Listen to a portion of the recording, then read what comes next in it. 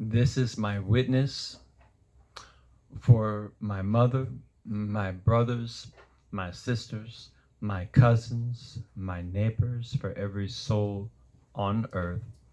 Why I'm standing, will stand, and proclaim why I believe, why I know of whom I speak when I speak of Queen Shahmia, when I speak of Jehovah, when I speak of Adonai Jehovah, our Elohim, being the Father, the Son, and the daughter.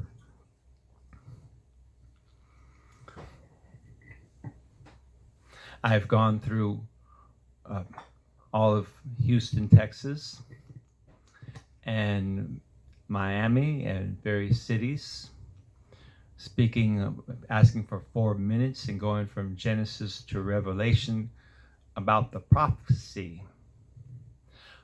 concerning the king and his queen, she in whose image Eve was made, of the 45th Psalm declaring the prophecy of the wedding. But now I'm going to speak of here and now, of that which was and will be. And that at this hour that we're speaking of now, Queen Shahmia, whom I was chosen for a companion, I'm give all now of how it came to be revealed to me. When I was in the 6th grade,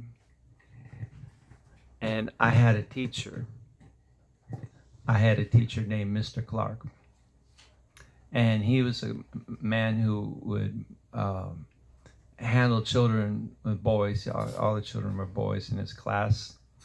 I was in his class because I was put out of my school because I was fighting at gangs. I was the only one stupid enough to fight a gang by myself. So I got put out of school. And it was called a troublemaker. So I was there, and this teacher would hit children upside the head. He had a big wooden paddle, and anyway, his name was Mr. Clark. And I was in the sandbox talking about how I hated Mr. Clark. And an angel spoke to me and said, "Don't speak against the Clark, because you're going to marry a Clark." Okay, so I went home as a 6th grade, and I looked at the phone book, and there were 3 pages of Clarks. And I thought, well, every city has the same, maybe some more, some less. But there's no way I'm going to be able to find on my own the one that I'm to marry. So I left it alone and forgot about it. When I was about in my 20s, I was in Seattle, and I saw a young woman. She was only 18 years old, beautiful African American woman. And I saw her as a young doe it was First Avenue. So I thought this is a terrible place for a young girl like that to be. And it's a big, beautiful young lady. And amidst an area where there are pimps and, people who would, thieves and all kind of stuff going on down there. And I really didn't like that. And I had to get on the bus, and she was getting on a different bus. And an angel spoke to me that she would bring me many years of joy. I saw her again a year later, and she was 19. And I invited her to dinner, and I cooked for her some salmon, wild rice, and cornbread. Not a clue about who she is. Anyway, fast forward to 1988 in spring. I woke up one morning, and Father spoke to me. I heard a very somber note and a serious tone, and he said, "You say you." No, that's a different time he spoke to me. This time he said, "Are you ready for the house of Joseph?" And I didn't have a clue about what he was saying. And so I didn't answer. In 1992, we had a son. We had got married. We had a son named Joseph. I named my firstborn Joseph to remind me of this word concerning the house of Joseph, so I wouldn't forget again, like I forgot about I would marry Clark. But in 1992, we had forsaken everything to go out to preach the kingdom. I was told to preach. My Lord, He healed my back when I broke my back doing construction work, and told me He didn't want me building houses. He wanted me to preach His kingdom. I said, well, can't I build houses also? He said, you can build houses, but they'll all be burned up. Only what you do for me will last.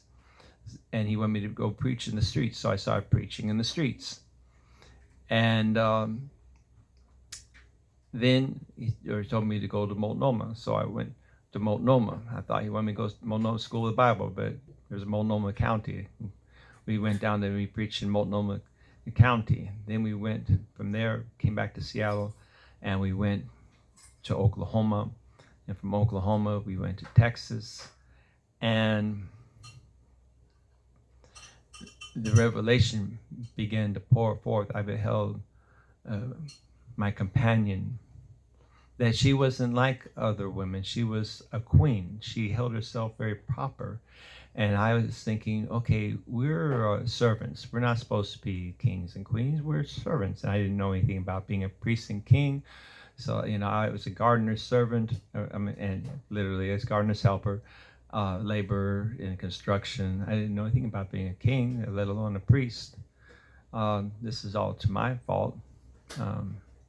But I didn't understand the call. I didn't understand anything. And as time went on, we began to receive prophecy. And we're looking for our lives to be like the lives of the apostles written in the book of Acts. Because we were told to go out, and so we were expecting the same works. If we go out, we do these same things that the apostles did. And we weren't seeing it. So we said, we're going to shut in and we're going to wait for the power on high to find out what this is. And we went out for 2 months. We stayed in prayer. And it got down to all we had were beans and macaroni. And it came October. And there was a holy visitation, 2 weeks of revelation. We were caught up in spirit. And I wrote about it in my book, Vision of Kahila, how I was caught up in spirit, and I saw the throne. And my companion, she is also caught up in spirit. But her vision, she was in a room, and she was wearing a bride's gown, and she was in seclusion. She was in seclusion, a closed room in the kingdom, and she couldn't leave. And there were many tears. And I was brought before the throne. I didn't have any understanding what it was about, and I was fearful. It's not good that I was fearful, but I didn't understand.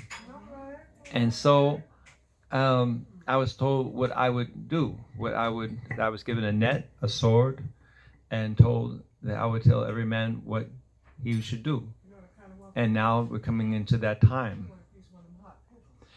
The following spring, we went out to Galveston, and I began to hearing first one angel playing the trumpet. First, he started with a scale. He started warming up his trumpet with a scale. And I noticed it because I studied a little bit about music. It was a Middle Eastern scale. It had a dominant 7 with a flat 6. And I thought, this is interesting. And then the other angels joined. Then I began to hear the worship. The angels began to worship, and I heard them singing. I heard trumpets. I heard string instruments. I heard organ. And then later, I heard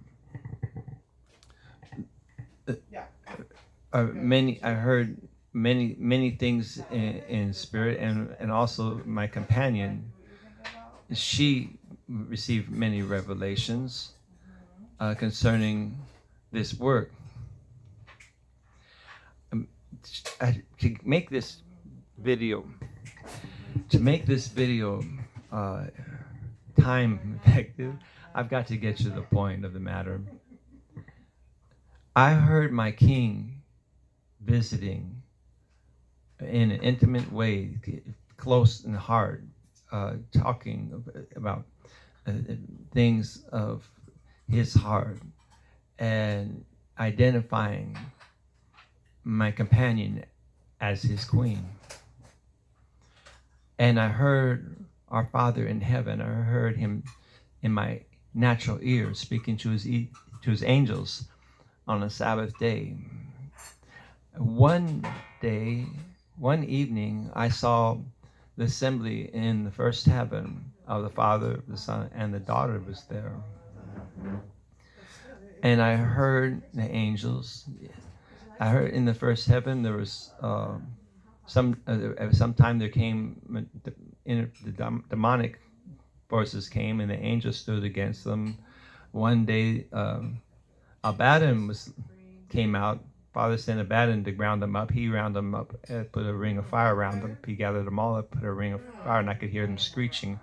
They couldn't get out of that fire. And Father put the devil in his place, but he put the devil in his place, our adversary, and he gave this message of what we would go through. And we didn't understand all these things in the fullness. But one day, my companion, she had something like a seizure. She began to have her memory of time before she had been conceived in her mother's womb, of being in the kingdom of heaven. And memories were restored of her life as the daughter. And she began to share these messages. And as we were finishing the time of the 10 months of hearing the angels day and night, we were given a year of rest in Tacoma. And she came to a point where she received the time of laying down of her life as Rochelle, laying down her life as my wife, to enter into being the queen. Because except she stand in her calling, she would not have it. That's not my calling. Except she would stand in her identity. There you go. She could not live in her identity. But the work at hand now is the revelation of the joy of our King and the presence of the Queen here and now. Africa was chosen for the house of the bride. The daughter has been manifested now in the person of Queen Shahmia, born of the royal lineage of Africa. And this work now at hand is the fall of every kingdom and religion of men. For religions are of the opinions of men of what God is and what God wants. But truth reigns. Truth is unalterable by opinions and traditions of men. And so now we're looking at a time of receiving the truth that breaks up every kingdom and religion of mankind, that will come to pass that which is written in prophecy, saying that there will come of every nation people who know their Elohim and do what is right. This is not a kingdom of lawlessness. This is not a kingdom of chaos. This is not confusion. Father is not the author of confusion. And this earth is not created to be destroyed in the hands of men. We see much confusion on the earth, the works of men. Men have been given to have dominion over the earth for a time, and the time is coming and is at hand when Jehovah reigns. And this is my word. I speak now. I have borne witness. I have heard, I've seen, I've touched, I've been healed, I've been received miracles, I've seen many miracles, I've seen hurricanes stop, I've been so many different miracles. But the greatest miracle is this love that gathers and heals and restores. This is the hour of the daughter, and this is what time it is. Hear